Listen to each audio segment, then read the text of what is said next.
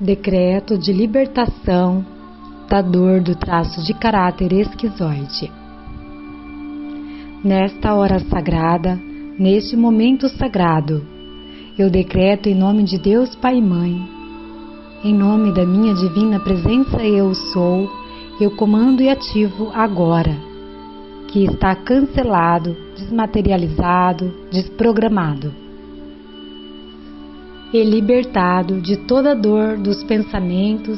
palavras, sentimentos e atos do esquizoide de manifestar durante toda a existência de alma, vidas passadas, vidas paralelas, vidas simultâneas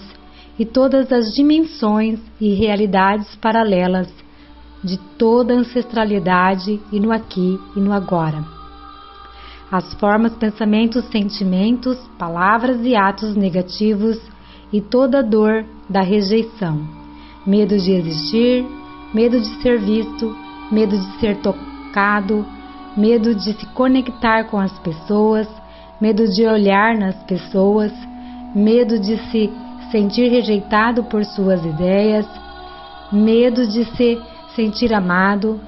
medo de ser abraçado, medo de chorar,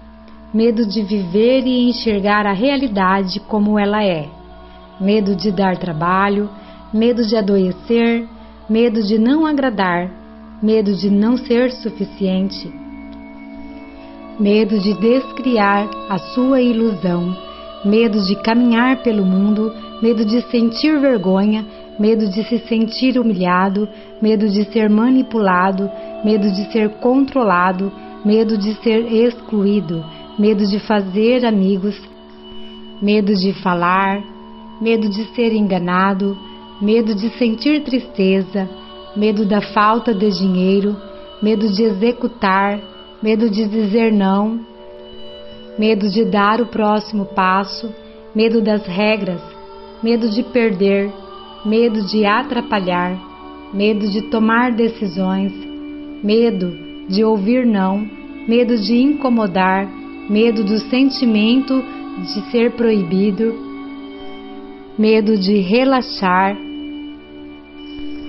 medo do pai, medo do masculino, medo da mãe, medo do feminino, medo de ser quem precisa ser, medo do mundo real, medo de sentir normal, medo da rejeição dos outros,